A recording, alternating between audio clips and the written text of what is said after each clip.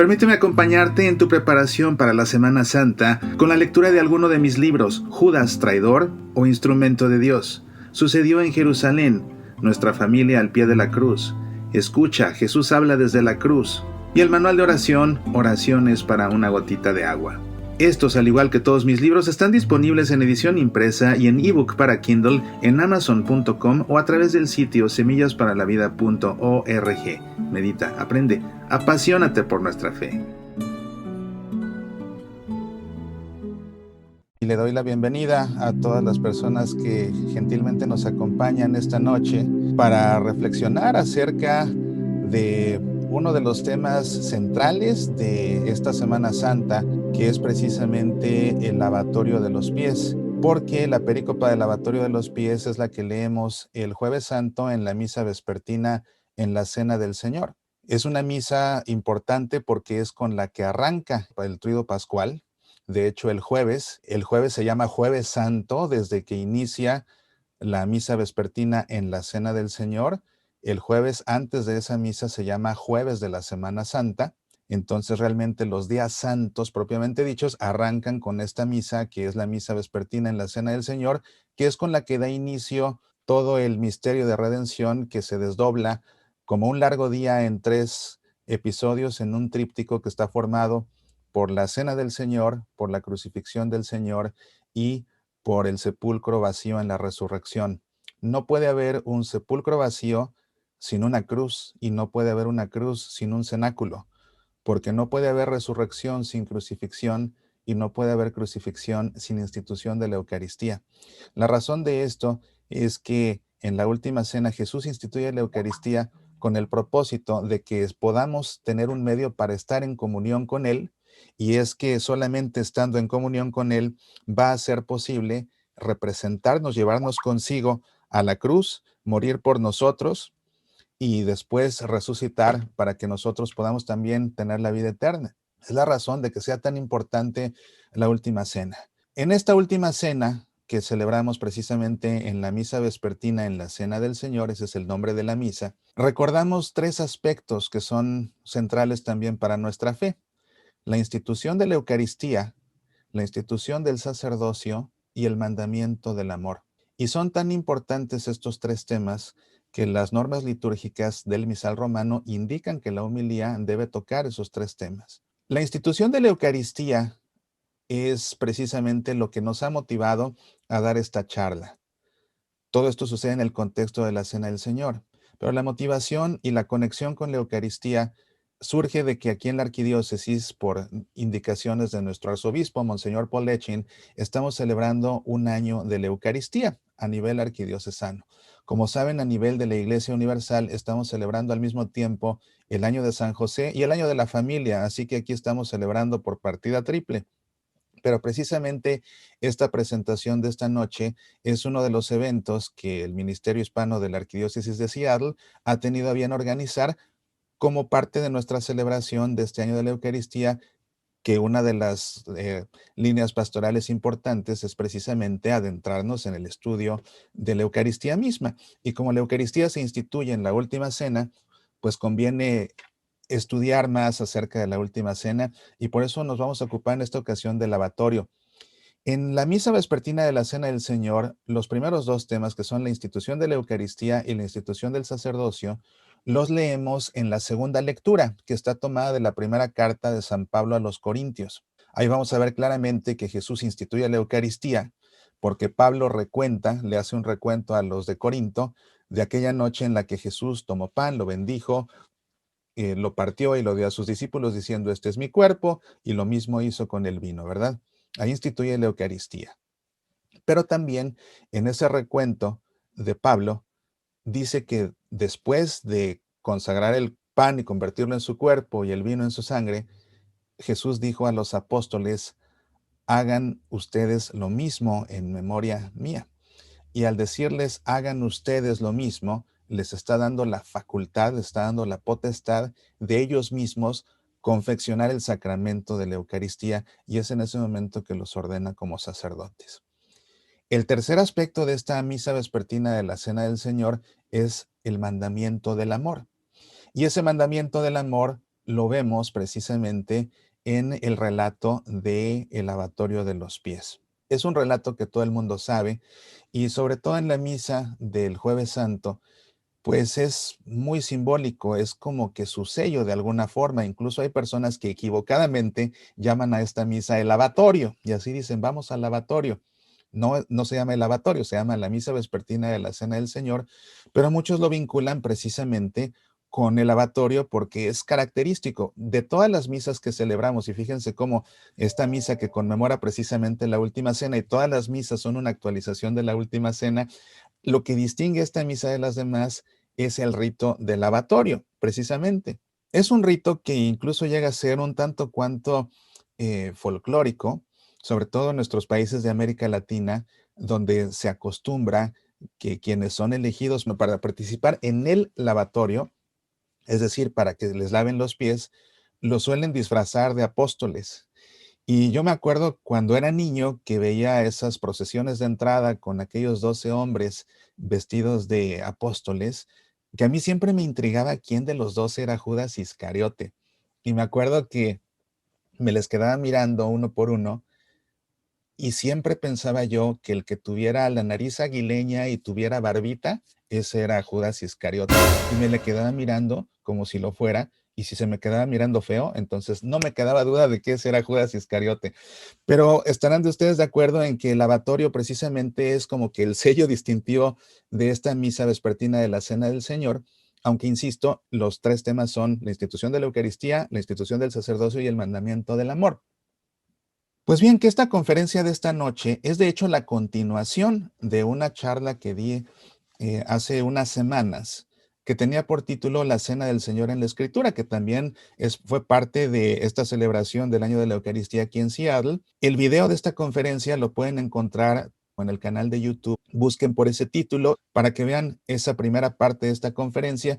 Lo que hicimos en esa ocasión fue hacer un estudio comparativo de los 4 relatos de la institución de la Eucaristía que encontramos en los evangelios sinópticos y precisamente en la primera carta de Pablo a los Corintios, que es la que se lee en la misa de Jueves Santo.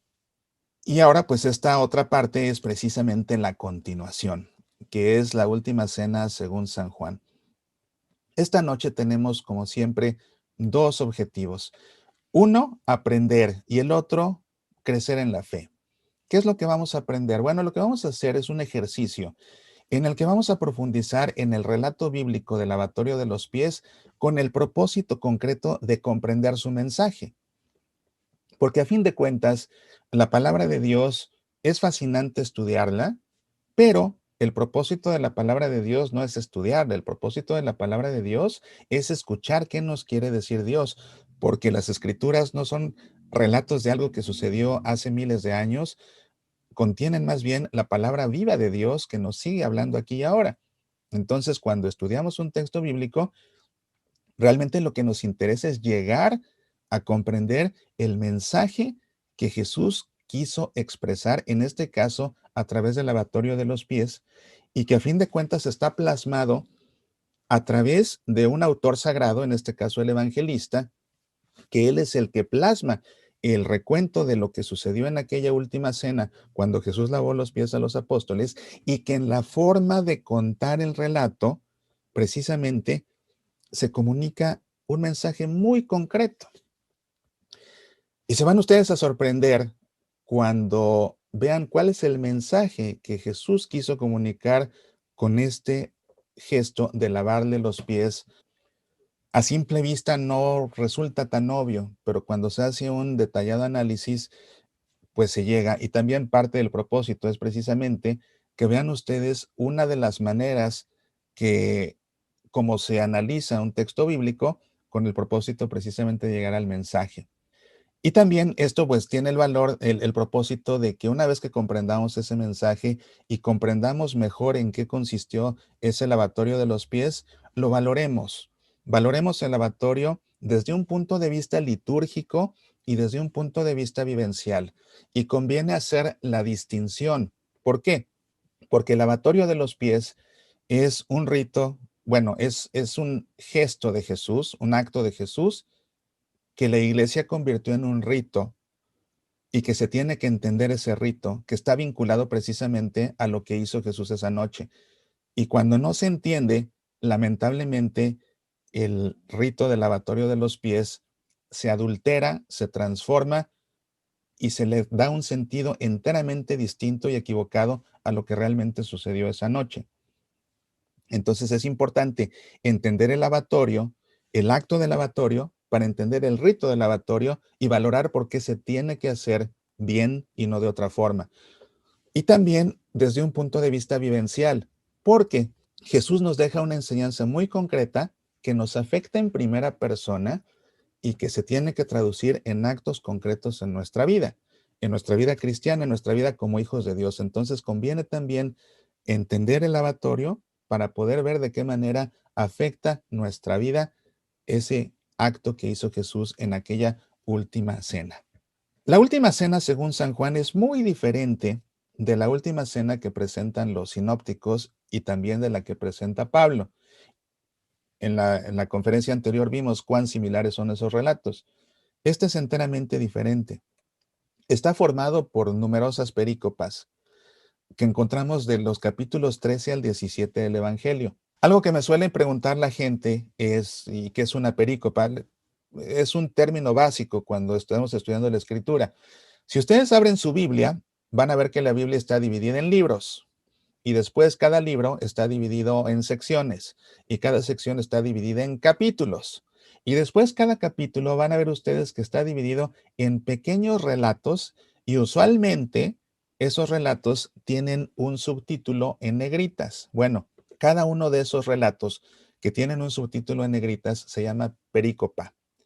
Perícopa viene del griego de que se le recortó lo que hay alrededor del perímetro precisamente y se queda uno con una perícopa. Las perícopas son importantes cuando uno estudia la Biblia porque cada perícopa es una unidad textual que contiene un mensaje o una enseñanza. Entonces, para poder comprender la escritura, conviene estudiarla por perícopas. La manera más equivocada y más riesgosa de leer la Biblia es tomarla como si fueran galletitas de la fortuna, con todo respeto, en el que la Biblia se abre al azar como ruleta y donde caiga leo ese versículo. Eso es un error tremendo y es muy arriesgado porque se priva ese pasaje de todo el contexto que ayuda realmente a comprender qué es lo que el autor sagrado quiso comunicar, que últimamente es la palabra de Dios. Hoy van a ver ustedes de qué manera nos vamos aproximando a este texto y van a ver la diferencia que hace hacer un análisis sistemático de simplemente abrir la Biblia al azar.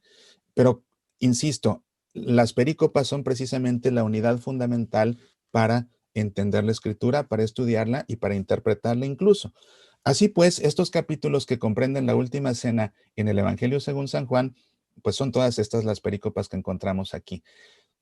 Encontramos la perícopa del lavatorio de los pies, la del anuncio de la traición de Judas, la de la despedida, la de la vid verdadera, la de los discípulos y el mundo, la de la venida del Paráclito, la del anuncio de un pronto retorno y la de la oración de Jesús.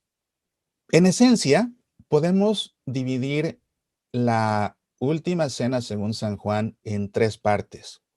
El lavatorio, el anuncio de la traición de Judas, que es el más dramático de los cuatro, y después los discursos de despedida, porque la última cena de Juan tiene varios discursos de despedida.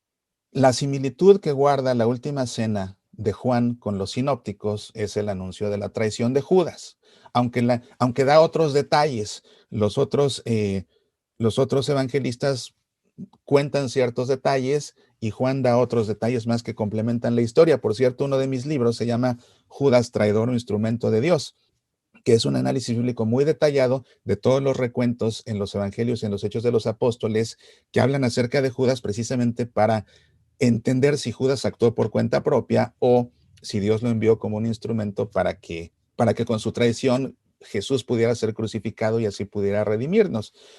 Entonces les recomiendo mucho la lectura de ese libro si quieren profundizar sobre Judas, pero ese anuncio de la traición es la constante en las cuatro últimas cenas. Pero las diferencias sustanciales es que en los evangelios sinópticos encontramos la institución de la Eucaristía, pero en la última cena, según San Juan, eso no se menciona para nada. ¿Por qué no? Porque el Evangelio según San Juan, a diferencia de los evangelios sinópticos que de alguna forma tratan de presentar una biografía de Jesús y de esa biografía catequizarnos acerca de sus dichos y de sus hechos, el Evangelio según San Juan es más bien una compilación de reflexiones teológicas acerca de los dichos y hechos de Jesús. Son reflexiones teológicas aisladas que después el evangelista y redactores posteriores hilvanaron para que todo quedara tejido como una historia. Pero a fin de cuentas, cada reflexión es independiente, aunque están todas conectadas como evangelio. Y la razón por la que en la última cena no se menciona la institución de la Eucaristía es porque Juan ya le dedicó una reflexión teológica muy profunda a la misma en el capítulo 6, que es cuando Jesús pronuncia el discurso del pan de vida. Como ya se ocupó teológicamente de la Eucaristía, ya no la vuelve a tocar en la última cena. Otra diferencia es que Juan es el único que habla del lavatorio de los pies, cosa que no mencionan los sinópticos, y los discursos de despedida que Jesús pronuncia en la última cena de Juan tampoco aparecen en los sinópticos. Y aquí lo que debió hacer Juan es compilar diferentes mensajes y enseñanzas que Jesús pronunció, y con esas enseñanzas, el evangelista armó 3 discursos, y esos 3 discursos los puso en la última cena precisamente. Por eso es que no aparecen como tales en los relatos de los sinópticos, que son un poco más biográficos. Algo crucial de la última cena como mensaje para los apóstoles es que ellos deben servir como su maestro los ha servido a ellos, y esto resulta clave para la comunidad de la iglesia. Jesús, en uno de sus discursos de despedida, le va a pedir al Padre que todos sean uno, que todos permanezcan unidos. Y en gran medida, esa comunidad de la iglesia depende precisamente de que los discípulos sirvan de la misma manera que Jesús los sirvió a ellos. Para entender esto, vamos a leer, por supuesto, la perícopa y vamos a leerla con detalle. Ustedes ya conocen la historia, por supuesto, y la han leído en numerosas ocasiones, pues al menos siempre en Jueves Santo, por supuesto. El texto dice así: Antes de la fiesta de la Pascua, Jesús sabía que había llegado su hora de pasar de este mundo al Padre.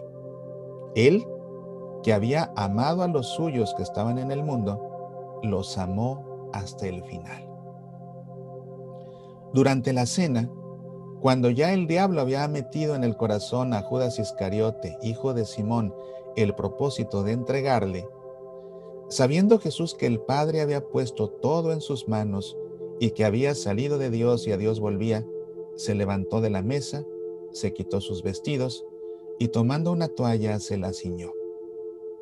Luego echó agua en una palangana y se puso a lavar los pies de los discípulos y a secárselos con la toalla con que estaba ceñido. Al llegar a Simón Pedro, le dijo éste: Señor, ¿tú lavarme a mí los pies? Jesús le respondió: Lo que yo hago tú no lo entiendes ahora, lo comprenderás más tarde. Replicó Pedro: No me lavarás los pies jamás. Jesús le respondió: Si no te lavo, no tienes parte conmigo. Le dijo entonces Simón Pedro: Señor, no solo los pies, también las manos y la cabeza.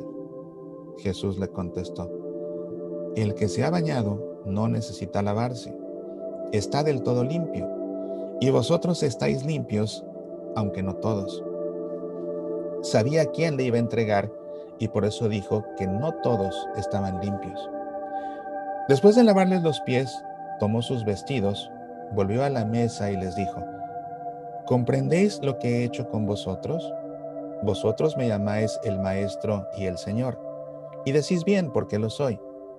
Pues si yo, el Señor y el Maestro, os he lavado los pies, vosotros también debéis lavaros los pies unos a otros.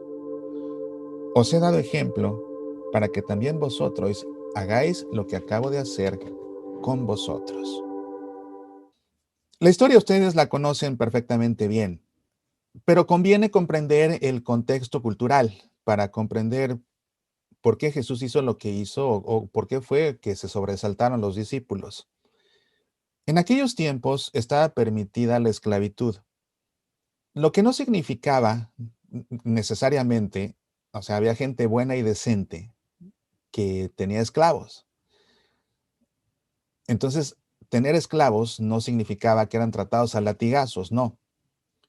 Incluso había jerarquías, había rangos entre los esclavos. Y en determinado momento se podía pagar un rescate para que quedaran libres. Los de más alto rango llegaban a ser como los secretarios personales de sus amos, incluso sus confidentes hasta sus asesores. Pero los esclavos que tenían el rango más bajo de todos, se les encomendaban las tareas que por supuesto nadie más quería hacer.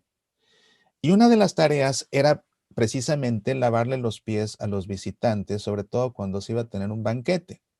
Lógicamente llegaban del camino polvoso, en ocasiones lodoso. Entonces, como gesto de, como gesto eh, de acogida y también por razones de higiene, cuando llegaban los visitantes, el esclavo de más bajo rango de todos les lavaba los pies. De manera que cuando Jesús, que es el maestro de todos ellos y todos lo reconocen como tal, todos le dicen rabí porque es su maestro. Cuando se dan cuenta que el maestro que tiene más autoridad que ellos está asumiendo la tarea del esclavo de más bajo rango de todos, no lo pueden creer. Esto los confronta, los sorprende, los incomoda, los desconcierta, y por eso es que y Pedro pues aquí representa la reacción de todos, ¿verdad? La reacción de Pedro es rehusarse, no, Señor, tú no me puedes lavar a mí, porque, porque tú eres mi maestro, no eres mi esclavo y menos el de más bajo rango. Entonces tú no puedes lavarme los pies. Por eso es que Pedro reacciona de esta manera. Pero es bien importante entender que lo que Jesús está haciendo es asumir la tarea del esclavo del más bajo rango de todos, del sirviente de más baja categoría. Y cuando entendemos que para Pedro ni siquiera era nada más un maestro, Pedro, acuérdense ustedes, que fue capaz de reconocerlo como el Cristo, como el Hijo de Dios vivo. Entonces, cuando Pedro ve que el Hijo de Dios está asumiendo el papel del sirviente de más bajo rango y además con él, pues no lo quiere dejar, no lo quiere dejar. Es absurdo, es paradójico, no tiene ningún sentido. Y Pedro se incomoda bastante con esta situación, precisamente. Lo que nos interesa de todo esto, decía, al menos en esta charla, es cuál es el mensaje detrás de este relato y cuál es el mensaje que Jesús quiere comunicar haciendo algo tan drástico como lo que está haciendo. Lo que voy a compartir con ustedes en esta noche es el fruto más reciente de mi trabajo sobre exégesis, en concreto sobre el Evangelio según San Juan. Si bien esto lo expuse por primera vez en público en la Universidad de Santo Tomás en Saint Paul, Minnesota, en 2018, es la primera vez después de esa ocasión que comparto esto en público en una conferencia. Entonces, de alguna forma es emocionante porque sigue siendo novedoso. Y lo interesante es que lo que voy a compartir con ustedes es algo que surgió precisamente en una misa de Jueves Santo de ese mismo año. Leyendo el Evangelio, a veces resulta inevitable comenzar algo que suelo hacer, aunque no quiera muchas veces, es que al tiempo que voy leyendo el Evangelio, voy tratando de identificar su estructura. Y leyendo el Evangelio en esa misa, empecé a detectar una estructura muy particular. Tomé uno de los sobres de la banca, de esos acá en Estados Unidos. En las bancas hay sobres para que uno ponga la limosna en esos sobres. Pues tomé uno de ellos, tomé una pluma y mientras se llevaba a cabo el rito del lavatorio, yo me dediqué a tratar de hacer una disección del Evangelio ahí y me empecé a dar cuenta de que la estructura que estaba identificando tenía mucho de posible que fuera correcto. Ya después en la casa me dediqué a hacer un estudio mucho más serio y pues me llevé una gran sorpresa. Y esa gran sorpresa es precisamente lo que voy a compartir con ustedes esta noche. Así que no se vayan porque esto se va a poner verdaderamente bueno. ¿Cuál es el mensaje? Y claro, lo obvio que uno piensa, ¿verdad? Es, pues que nos tenemos que servir unos a otros como Jesús nos sirvió, ¿no? Porque aparte así concluye Jesús diciendo, lo que ustedes me han visto hacer, háganlo ustedes también los unos a los otros. Pero hay más, mucho más. El método que empleé para analizar este texto, de los diferentes métodos de exégesis que se emplean en la Iglesia Católica, empleé el análisis semiótico, que precisamente tiene el propósito de encontrar el mensaje de un texto. La semiótica tiene que ver precisamente con los mensajes que se comunican. Y para ello, procedí a hacer un análisis narrativo, es decir, analicé la narración con el propósito de identificar, primero que nada, si había una estructura con la que el texto estaba compuesto y si sí, encontrar qué estructura se empleó. Entonces, del análisis narrativo, procedí al análisis estructural y lo vamos a hacer aquí esta noche. La regla de oro de la exégesis bíblica, la exégesis es la rama de la teología que se ocupa de la interpretación de los textos. La regla de oro de la exégesis consiste en ubicar un texto en su contexto. Es por lo que yo les decía que un error es abrir la Biblia al azar y leer cualquier versículo, porque se pierde el contexto. Y cuando las cosas se sacan de su contexto, pueden significar lo que uno crea o lo que uno quiere incluso. Entonces, siempre el primer paso para interpretar un texto bíblico es ubicar ese texto en su contexto. Y hay que acotarlo bien. Hay que identificar su contexto amplio, es decir, en qué sección grande del Evangelio se encuentra, para ver las diferentes perícopas que comprenden esa sección grande y tener una idea ya más acotada de lo que se trata nuestro texto, y también el contexto inmediato, es decir, lo que sucede justo antes y lo que sucede justo después. Cuando la perícopa que estamos analizando es la primera de un bloque, pues el contexto inmediato es simplemente lo que sucede después. Cuando es la última, el contexto inmediato es lo que sucede justo antes. Cuando es una de las que están en medio, el contexto inmediato es justo la perícopa anterior y justo la perícopa posterior. Dicho esto, el contexto amplio de la perícopa del lavatorio de los pies es, por supuesto, la última cena de Jesús con sus discípulos. Y como es la primera perícopa de esta sección de la última cena, entonces el contexto inmediato es justo lo que sucede después, que es el anuncio de la traición de Judas. Algo que viene ligado precisamente a lo que ya se advertía en esa perícopa, que Jesús sabía que no todos estaban limpios, ¿verdad? Eso precisamente desata la curiosidad. Bueno, ¿y quién es el? Después de que anuncia que lo van a traicionar, ¿no? Y es entonces cuando Pedro, esto sucede nada más en el Evangelio según San Juan, Pedro le hace una seña al discípulo amado que está junto a Jesús para que le pregunte quién es el que lo va a traicionar.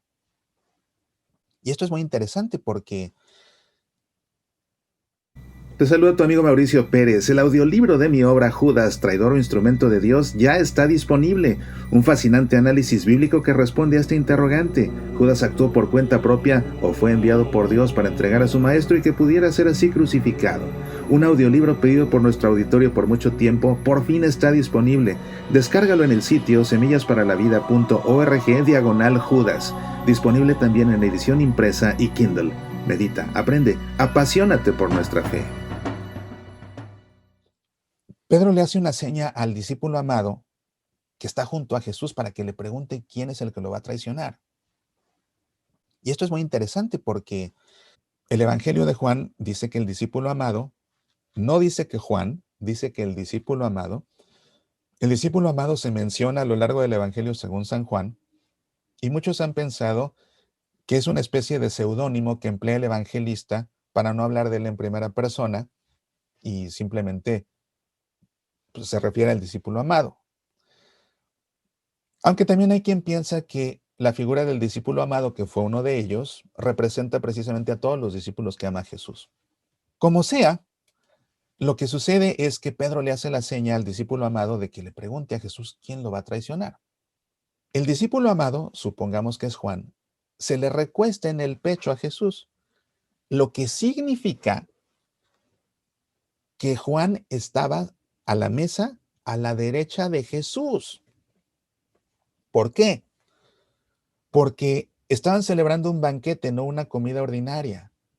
En las comidas ordinarias se sentaban en el piso, en una mesa, las mesas eran muy bajas, precisamente para comer en el piso. Entonces se sentaban en unas carpetas, en unos tapetes, y comían sentados. Pero para los banquetes comían reclinados. Comían en unos divanes, se recargaban en el brazo izquierdo para tomar los alimentos con la mano derecha. Entonces, si el discípulo amado se le recuesta a Jesús en el pecho, es porque estaba reclinado a su derecha. Y esto es muy importante. ¿Por qué? Porque cuando Pedro le hace la seña, así como que con las cejas le dice, pregúntale, y le pregunta, Jesús en secreto, con mucha discreción, porque no quiere que nadie se entere, sino imagínense, todos se le van encima a Judas en ese momento. Le dice, aquel al que yo le dé un pedazo de pan mojado en salsa es el que me va a traicionar. Jesús toma el pan, lo moja en la salsa y se lo da a Judas. Lo que significa que en este gesto de discreción, si Jesús moja el pan y se lo alcanza a Judas, eso significa que Judas estaba reclinado a su izquierda. ¿Y por qué esto es importante? Y Pedro lo ve todo, Pedro está viendo todo, por supuesto. O al menos Juan luego le dijo, pues es aquel, ¿no? Porque acá todo sucede en secreto entre ellos. Esto es importante porque, en primer lugar, en un banquete, el lugar de honor era el asiento o el diván a la izquierda del anfitrión. El que estaba sentado en el lugar de honor era Judas. Pero además, el gesto de mojar un pan en salsa y dárselo a uno de los comensales no lo podía hacer cualquiera. Era un gesto reservado para el anfitrión. Y ese pan mojado en salsa se lo daba al invitado más especial, al más amado de todos. Y al que se lo da es a Judas. Resulta muy curioso que el discípulo amado pregunta y Jesús con sus gestos demuestra que hay uno al que ama todavía más y es nada menos que el que lo va a traicionar. Ven ustedes lo dramático. Dice el Evangelio que en ese momento que Judas toma el bocado, entra el diablo en él y es entonces que Jesús le dice, lo que has de hacer, hazlo ya. Y de una manera muy dramática, Judas se levanta y se sale y dice, remata esa perícopa diciendo, era de noche. ¿Por qué? Las tinieblas son un tema teológico importante en el Evangelio según San Juan. Cuando se sale y era de noche, eso significa que se lo devoraron las tinieblas sin retorno. Para saber más de esto, lean mi libro Judas, traidor, instrumento de Dios. En verdad se los recomiendo. Bueno, eso es lo que sucede después. Ese es el contexto inmediato de la perícope. Pero ven cómo va hilada precisamente porque ya había dicho Jesús que no todos estaban limpios, porque él sabía que uno lo iba a entregar. Conviene, cuando uno hace el análisis narrativo, identificar todos los actores que intervienen en la perícopa. En este caso, se trata de Jesús, se trata del diablo que entra en Judas, se trata de los discípulos y entre ellos uno en particular que interviene con Jesús, Simón Pedro. Una vez que identificamos los actores, lo siguiente que tenemos que hacer es ver de qué manera interactúan todos con todos. Y esa es una parte apasionante, pero es muy tardada y por esa razón no la puedo explicar aquí. Pero es muy importante porque cuando se va diagramando la secuencia de interacciones, eso ayuda mucho a identificar la estructura del texto precisamente. De manera que, pues esto me lo brinco, pero sí vamos a ver juntos la estructura a partir de la narración, a partir de las interacciones de todos los actores. La narración en esencia consiste en lo siguiente. Jesús se levanta de la mesa, se despoja de sus vestidos, lava los pies, sostiene un diálogo con Pedro, termina de lavar los pies, recoge sus vestidos y se sienta a la mesa. Ahí está. Esa es la secuencia de eventos. Vamos a detenernos uno por uno. Lo primero que hace Jesús es levantarse de la mesa. Y tal vez uno diga, pues es obvio, ¿no? Si va a lavar los pies, ni modo que se quede ahí recostado. No, es que se especifica que se levantó. Después, se despoja de sus vestidos. Y uno diría, pues claro, para no enlodárselos, para no ensuciárselos, para no mojárselos. Claro, pero se especifica que se despoja de sus vestidos. Después de esto, Jesús lava los pies de los discípulos.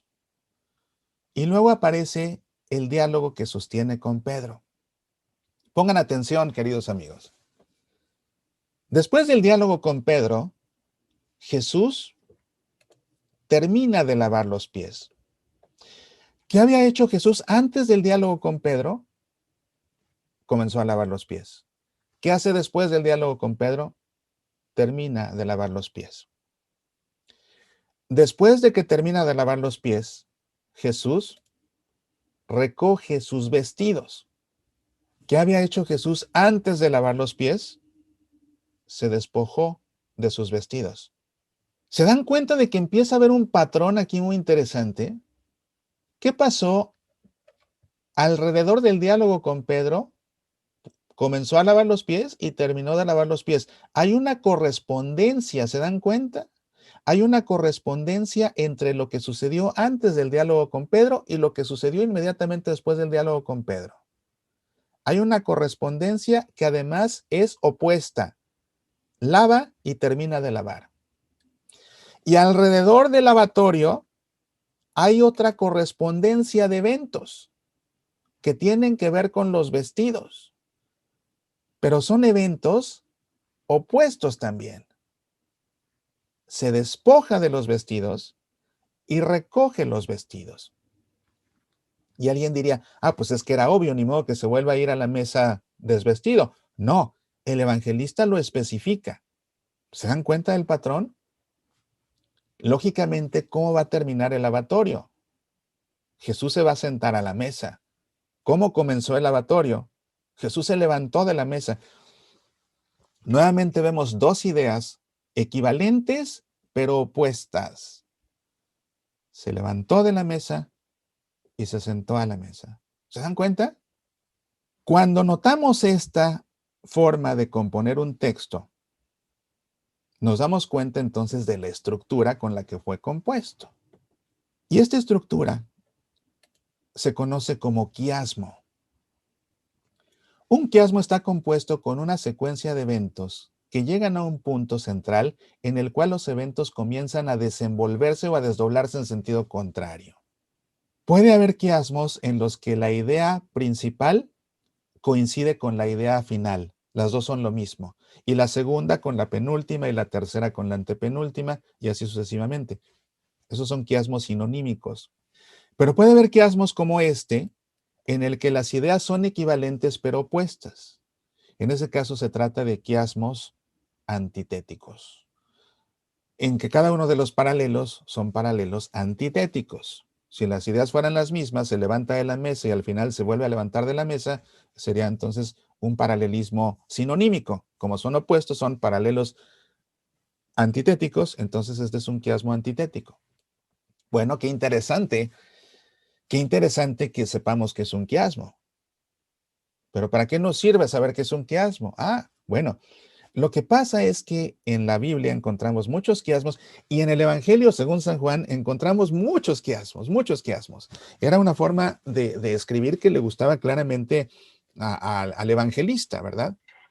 Se empleaban los quiasmos con dos razones. El primero de ellos era un recurso mnemotécnico, es decir, una forma de escribir que facilitaba la memorización de los textos.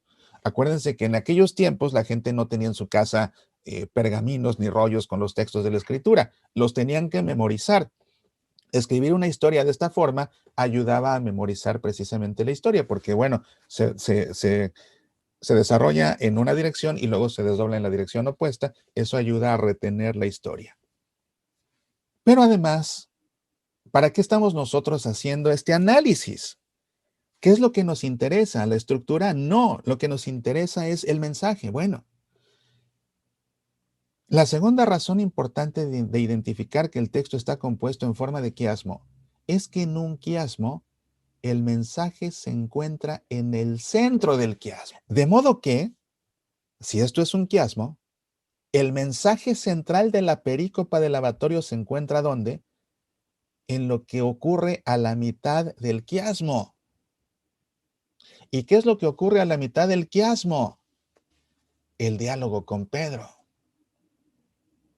¿Eso qué significa? Que tenemos que desmenuzar el diálogo con Pedro para de ahí extraer el mensaje de esta narración, el mensaje del lavatorio, lo que Jesús quiso comunicar lavándole los pies a los apóstoles. Cuando vemos el diálogo con Pedro, nos encontramos que está compuesto de una forma clásicamente juanina. Esta es otra forma muy clásica de escribir de Juan, las interlocuciones. Las interlocuciones son diálogos entre dos interlocutores, por supuesto, pero son interlocuciones que tienen el propósito de que el interlocutor de Jesús le diga o le pregunte algo con el propósito de que Jesús, al responder, dé una enseñanza.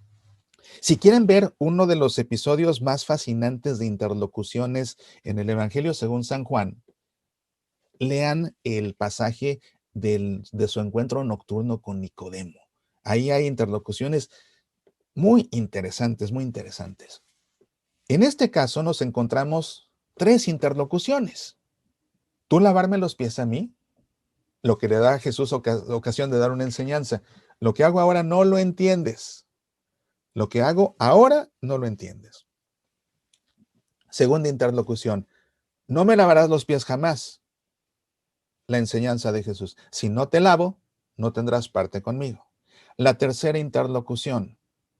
No solo los pies, también las manos y la cabeza. La respuesta de Jesús. El que se ha bañado no necesita lavarse. Perfecto. Pero son tres interlocuciones, no son dos. Son tres. Eso significa que la más importante de todas, dado que forman parte del centro del quiasmo, la más importante de las tres interlocuciones es la que se encuentra justo a la mitad. No me lavarás los pies jamás. Si no te lavo, no tendrás parte conmigo. Entonces, el mensaje de este texto se encuentra precisamente en esa segunda interlocución entre Pedro y Jesús. No me lavarás los pies jamás. Si no te lavo, no tendrás parte conmigo.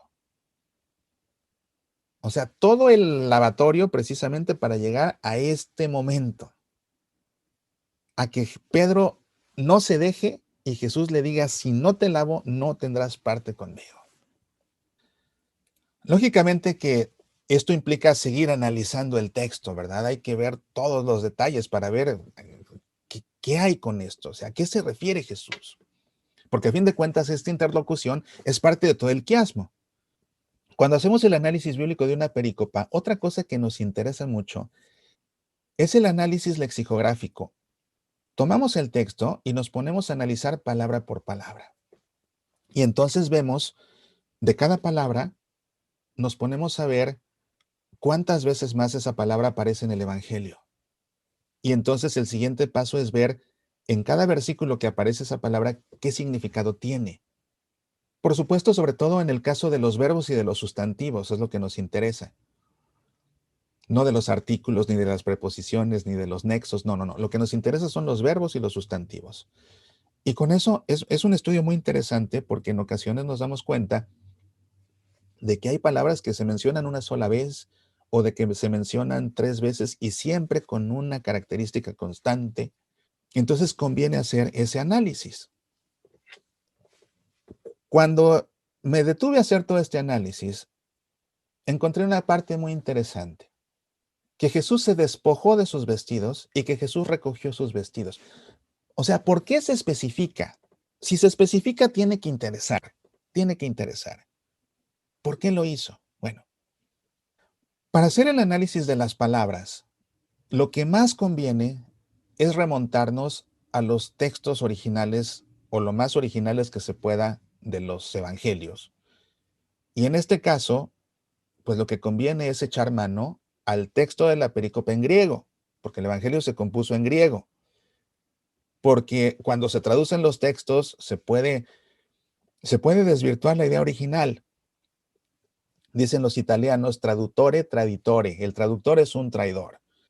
Y en verdad eso sucede. Realmente para pasar un texto de un idioma al otro cuesta mucho trabajo porque no todos los idiomas tienen las mismas estructuras gramaticales, no todos los idiomas tienen la misma cantidad de sinónimos. Hay ocasiones en que múltiples sinónimos se emplean para enfatizar ciertas cosas y cuando algo está escrito en un idioma con múltiples sinónimos y se pasa a un idioma que carece de ellos, pues aunque la idea es la misma, se pierde el énfasis, se pierde el sabor. Por eso es que conviene remontarnos a los originales. Entonces, me llamó la atención esto, que Jesús se despoja de sus vestidos y que después los recoge. Y revisando el texto en griego, me di cuenta de lo siguiente, ¿verdad? En griego, donde dice se quitó los vestidos, dice titisin taimatia. Y cuando Jesús recoge los vestidos, tomó sus vestidos, dice elaben taimatia. Taimatia, los vestidos, obviamente.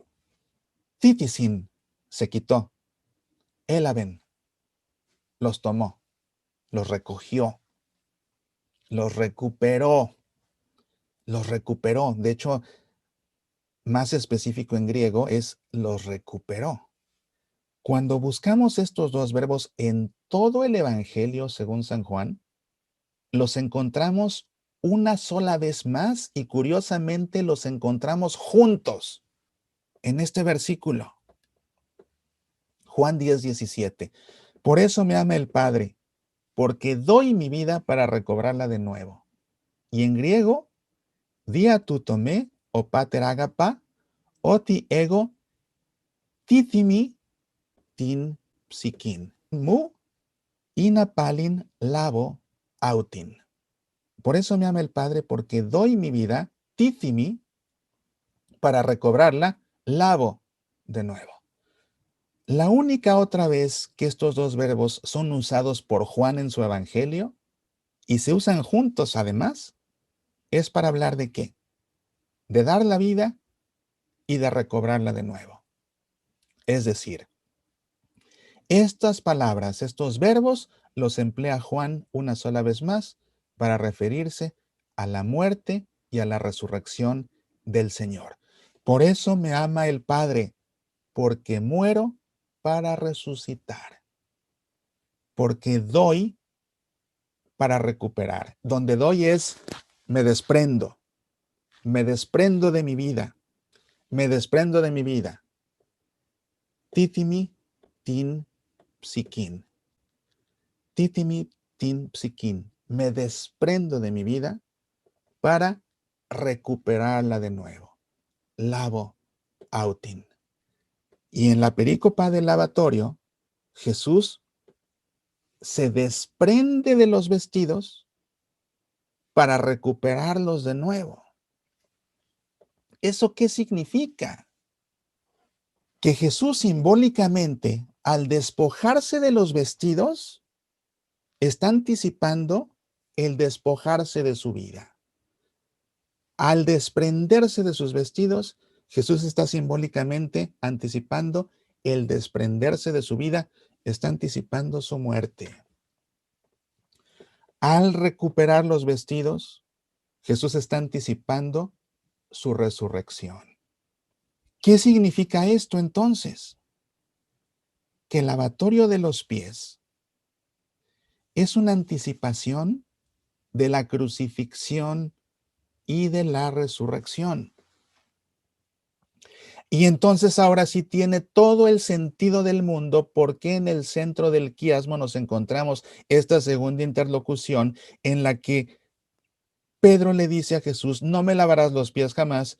Y Jesús le responde, si no te lavo, no tendrás parte conmigo. ¿Por qué no, Pedro? Porque a menos que dejes que muera por ti y que resucite, no vas a poder tú tampoco resucitar conmigo. Porque Pedro, ¿sabe una cosa? Si te parece extremo que yo siendo el Señor y el Maestro, te lave los pies, te sirva como el más bajo de los esclavos, si eso te parece extremo, Pedro, más extremo es el servicio de un hijo de Dios que muere por sus criaturas en una cruz para luego resucitar. Eso, Pedro, es todavía más extremo. Y si no dejas que muera por ti y que luego resucite, no podrás tener parte conmigo en mi reino. Entonces, queridos amigos, el lavatorio de los pies es precisamente una anticipación simbólica del servicio más extremo que va a realizar Jesús, porque si es extremo que actúe como el más bajo de los esclavos, eso no se compara con algo mucho más extremo que va a ser morir en una cruz, que el Hijo de Dios muere en una cruz por las criaturas de Dios. Eso es todavía más extremo. Y es el acto de servicio definitivo de Jesús. El Hijo de Dios que no ha venido al mundo a ser servido, sino a servir, el culmen de su servicio se manifiesta desprendiéndose de su vida en una cruz, para luego recuperarla al resucitar.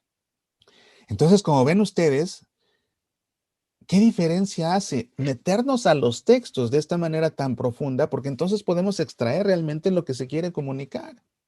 Lógicamente que este texto, ya bien entendido, tiene 4 dimensiones. Aquí les presento 3 y al final presento una más. Por supuesto que el texto del lavatorio tiene una dimensión pastoral. Nos queda claro el servicio extremo de Jesús, que nos deja a nosotros una lección de vida. Porque esto que acaban de ver ustedes lo tienen que hacer, así como me ven que yo sirvo, como el más bajo de los esclavos, así se tienen que servir ustedes. Ahí está el mandamiento de Jesús de una manera muy concreta. Amaos unos a otros como yo os he amado. ¿Cómo es eso? Sirviéndose al extremo los unos a los otros. Y por eso yo decía, de eso precisamente depende la cohesión, depende la comunión de la iglesia, de ese servicio extremo de unos a otros, enseñanza para nosotros a nivel pastoral. Por supuesto que el lavatorio tiene también una dimensión profética. ¿Por qué? Porque el gesto de lavar los pies en la última cena es una acción profética del servicio más extremo que va a dar Jesús, que va a consistir en despojarse de su vida en la cruz y luego recuperarla al resucitar. Lógicamente que tiene el lavatorio una dimensión salvífica. ¿Por qué? Porque el mensaje central de todo este texto es que debemos dejarnos servir al extremo por Jesús si queremos morir, si queremos resucitar junto con Él para la vida eterna. La única manera que tenemos de poder llegar al cielo es dejar que Jesús muera por nosotros y que luego resucite.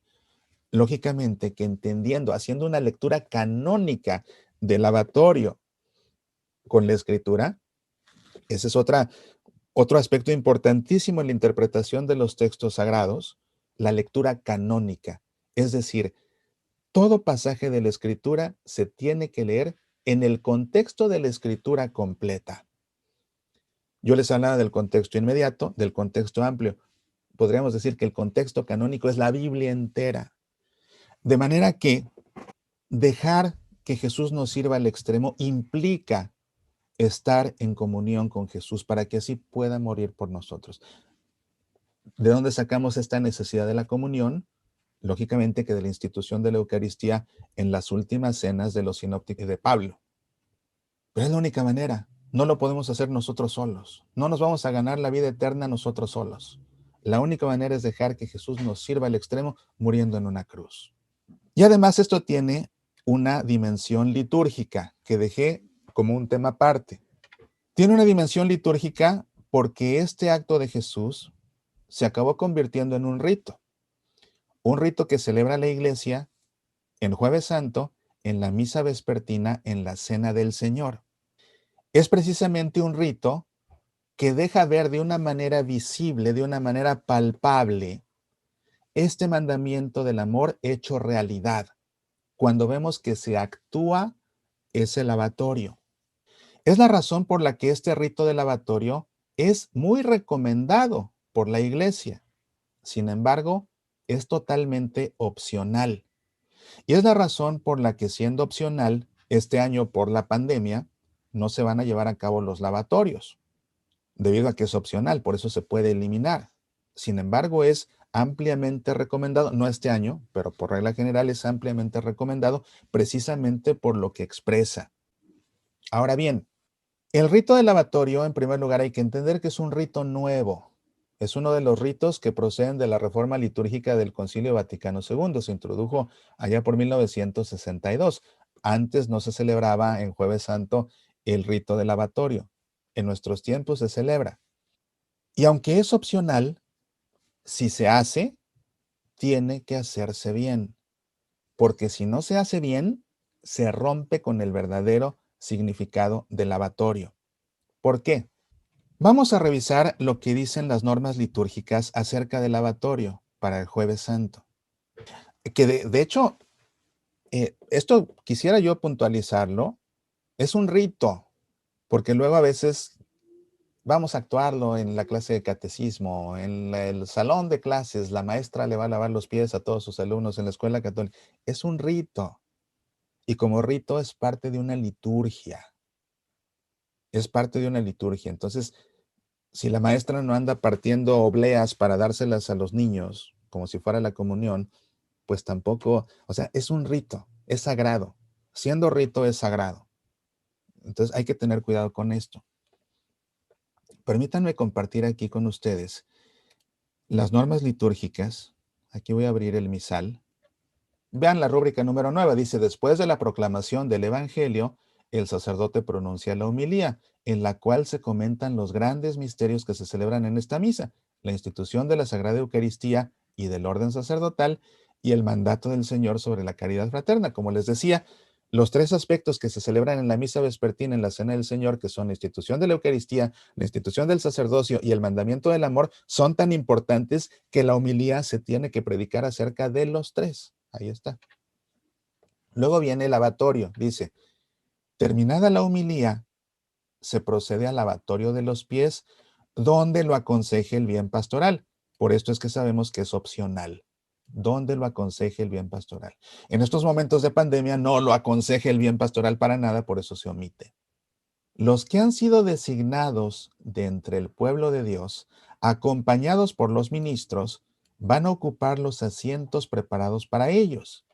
El sacerdote, dejada la casulla si es necesario, se acerca a cada uno y con la ayuda de los ministros vierte agua sobre los pies y se los seca.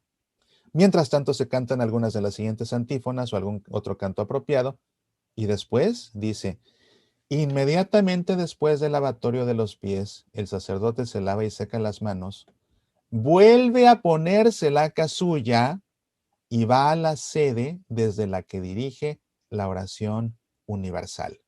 No se dice credo.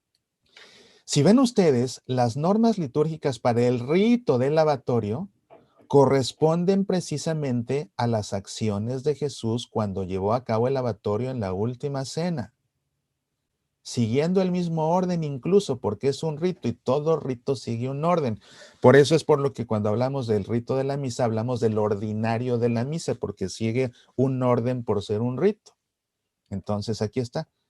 El sacerdote, dejada la casulla, acuérdense que Jesús se despojó de las vestiduras, se acerca a cada uno y con ayuda de los ministros lava los pies y después de que termina, que dice las rúbricas, inmediatamente después del lavatorio, el sacerdote se lava, se seca las manos, vuelve a ponerse la casulla. Ya sabemos ahora el peso teológico que tiene el acto de que el sacerdote se quite la casulla y se la vuelva a poner. No es para que no le estorbe ahí agachado. Es que ese quitarse la casulla es un símbolo de Jesús despojándose de su vida muriendo en la cruz. Y el volverse a poner la casulla es precisamente el gesto simbólico de la resurrección de Cristo. Por esa razón es que el único que puede realizar el lavatorio, es el sacerdote. La norma no dice el que lleve a cabo el lavatorio, especifica el sacerdote, no dice el diácono, no dice los esposos a sus esposas, no dice hagan 4 filas y como si fueran a comulgar, van y se paran para que todos les laven los pies a todos los que están en la iglesia. No dice cojan palanganas y toallas y pásenlas a lo largo de todas las bancas y cada quien le va lavando al de la izquierda. Digo, yo sé que eso no pasa en sus parroquias, eso solo pasa en las parroquias de Marte. Pero yo tengo gente que me informa desde Marte, allá tengo un dron que me explica lo que pasa en Marte. Cualquier práctica que no sea lo que prescriben estas normas es un serio abuso litúrgico que se tiene que evitar porque rompe por completo con el sentido teológico y pastoral del lavatorio de los pies. El único que puede lavar los pies es el sacerdote, porque es el único que usa casulla para quitársela y ponérsela. Ahora, si se fijan ustedes, dice aquí, los que han sido designados de entre el pueblo de Dios, es decir, a los que se les va a lavar los pies. Dice, los que han sido designados.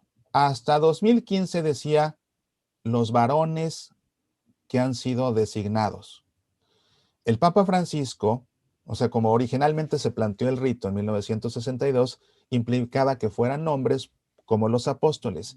El Papa Francisco quiso que se incluyeran también mujeres desde 2015, porque a fin de cuentas, el hecho de ser servido para después servir, porque es lo que dice Jesús, o sea, Jesús primero sirve, y ya que sirve, dice, ahora ustedes sírvanse, pero para que ustedes aprendan a servir primero, tengo que servirlos yo. Entonces, por esa razón, el Papa dijo, a fin de cuentas, el dejarse servir por Jesús es tanto para hombres como mujeres. Y ahora que entendemos incluso el sentido teológico, cristológico, salvífico del lavatorio que está relacionado con la crucifixión y la resurrección, pues si Cristo va a morir y resucitar por hombres y mujeres, por eso es que hombres y mujeres deben dejarse o pueden dejarse, mejor dicho, pueden dejarse servir por Cristo. Entonces, por eso es que ahora dice ahora los que han sido designados. Hay que poner atención a lo que dice esa norma. Los que han sido designados de entre el pueblo de Dios. Si se fijan ustedes, no se especifica una cantidad. No dice que sean 12, pueden ser 3, pueden ser 5, pueden ser 14, 15. Lo tradicional es que sean 12 porque 12 fueron los apóstoles, pero no se prescribe una cantidad. Eso sí, a los que se les lavan los pies, dice, los que han sido designados. Han sido designados. No dice los que en ese momento se escogen. No es que el sacerdote diga, pasa tú, pasa tú, pasa tú. No, ya fueron designados. Es por lo que la práctica esa de que todo el mundo vaya rompe con esto, porque no han sido designados. Los que han sido designados, acompañados por los ministros, van a ocupar los asientos que ya están preparados para ellos. Entonces, resumiendo lo que acabo de explicar, el rito del lavatorio se lleva a cabo en la misa vespertina de la Cena del Señor en Jueves Santo, expresa el mandamiento del amor, es un rito recomendado, pero es opcional, no indica un número específico, aunque se acostumbran 12, que han sido previamente seleccionados, no escogidos al azar ni pase todo el mundo, solo el sacerdote puede lavar los pies, ni siquiera el diácono, porque el diácono no usa casulla porque no es sacerdote. Solo el sacerdote. El obispo puede, por supuesto, porque el obispo también es sacerdote, ¿verdad? Y la razón aquí es que en la misa, el único que actúa en persona Christi Capitis es el sacerdote. Entonces, siendo Cristo el que sirve al extremo, el que se despoja de sus vestiduras como se despoja de su vida, o como se va a despojar de su vida en la cruz, y que luego la recupera como la recuperará al resucitar, es el sacerdote porque es el que actúa in persona Christi Capitis. Y aunque es opcional, si se lleva a cabo debe realizarse conforme a las rúbricas del misal romano porque de otra manera se rompe todo el sentido. Y estarán ustedes de acuerdo en que una vez que se entiende la riqueza teológica, pastoral y además la belleza y la profundidad de este rito, no debe haber otra forma de hacerlo. Pues bien, queridos amigos, esto no tomó 2 horas, pero creo que tienen ustedes material suficiente para saborear como nunca antes en la misa de este Jueves Santo la lectura del Evangelio, le van a entender mejor que nunca. Vuélvanlo a leer con calma y van a ver ustedes qué hermoso texto y sobre todo qué hermosa la enseñanza doble. Uno, que Jesús nos sirve al extremo y más extremo será morir en una cruz, pero también nos dice, hagan ustedes lo mismo. Y ese servicio es extremo. Lo que significa también a nivel pastoral es ya una enseñanza de Jesús. El que quiera venir en pos de mí, que se niegue a sí mismo, que tome su cruz y que me siga. Con mi cruz los voy a servir al extremo y les estoy enseñando a servir al extremo, lo que significa, para servir a los demás al extremo, tienen que tomar su cruz. Y tomar la cruz implica negarnos a nosotros mismos. ¿Esto qué significa, amigos? A nadie le gusta tener una cruz. El que diga que le gusta la cruz en ese momento dejó de ser cruz. La cruz duele, la cruz pesa, la cruz incomoda, la cruz fatiga, la cruz incluso avergüenza, cansa. Últimamente la cruz mata. Y la condición para cargar la cruz es negarnos a nosotros mismos. ¿Por qué? Porque por supuesto que a nosotros no nos gusta lo que cansa, lo que pesa, lo que avergüenza, lo que duele, lo que mata. No nos gusta. Entonces, solo negándonos a nosotros mismos. Piensen ustedes, por ejemplo, cuántas veces tenemos un pariente enfermo en un hospital que necesita nuestra compañía. ¿Cuántos hay que se niegan, se rehúsan a ir al hospital porque yo la voy a pasar muy mal? No, yo no puedo ver, yo me pongo muy mal. Yo voy al hospital y me pongo muy mal nada más de estar ahí. Y no van por eso. Es que hay que negarse a sí mismo y tomar la cruz. Va a ser una cruz entrar para ti al hospital, pues niégate a ti mismo, toma tu cruz y ve con la persona que te necesita en el hospital. ¿Cuántas veces no muere el papá, la mamá, el esposo, la esposa de una persona muy cercana a nosotros? Y hay personas que se rehúsan a acompañarla en el velorio, en el funeral. No, no, no, es que a mí esas cosas me ponen muy mal, yo no puedo, yo me pongo a llorar, yo mejor no. Son los momentos en que hay que negarse a uno mismo y tomar la cruz. La voy a pasar muy mal, la voy a pasar muy mal, pero lo voy a hacer por servir a una persona que me necesita. Y esos son solo dos ejemplos. Podríamos pasar horas sacando ejemplos al respecto. Pero ustedes piensen cuando se les presenta la ocasión de que alguien los necesita en la vida y que ustedes se resisten porque no se van a sentir a gusto, porque les incomoda, porque les causa algún problema tener que ayudar al que los necesita. Jesús es claro, lo que ustedes me han visto hacer a mí, tienen que hacerlo ustedes. Lavarse los pies, sí, pero más que nada, morir en una cruz por los demás. Eso es servir al extremo. Eso es lo que yo les enseñé. Y eso es lo que les ordeno que hagan, porque les estoy ordenando, no pidiendo ni sugiriendo. Les estoy ordenando que se amen los unos a los otros. Pues bien, ese es el tema que tenía preparado para ustedes esta noche, que espero que les haya gustado y sobre todo que hayan aprendido mucho y que hayan aprendido a valorar la belleza, la dimensión de este gesto tan bonito de Jesús.